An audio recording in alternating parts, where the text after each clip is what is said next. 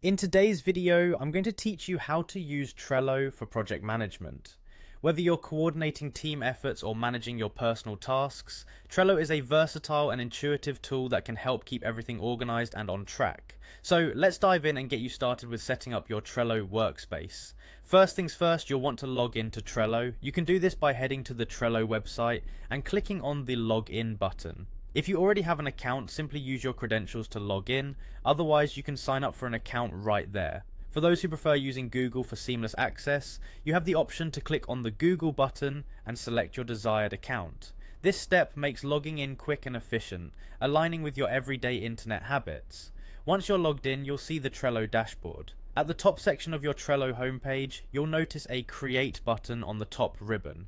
Go ahead and click on this to start setting up your first project board.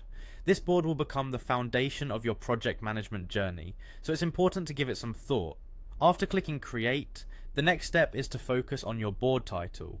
The board title should be descriptive and indicative of the project's purpose to ensure clarity.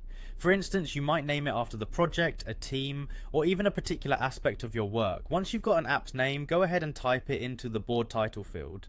With your board title set, you'll now click on the Create button to finalize the creation of your board. Congratulations, you've created a project board. Now, let's make it functional by adding some structure. You're going to set up lists within your board.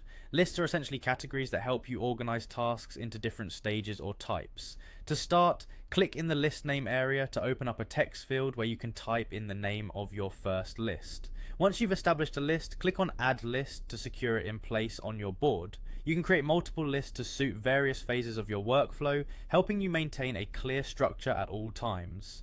To begin populating these lists with actionable tasks, you'll want to add cards. Simply click on Add a Card, and a text box will appear where you can jot down the name of your task.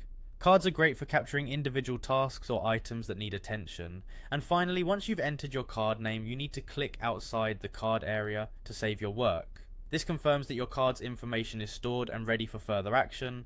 With these steps complete, you're set up to add further details or move cards across lists as your project progresses. And there you have it, a quick guide to get you familiar with using Trello for effective project management.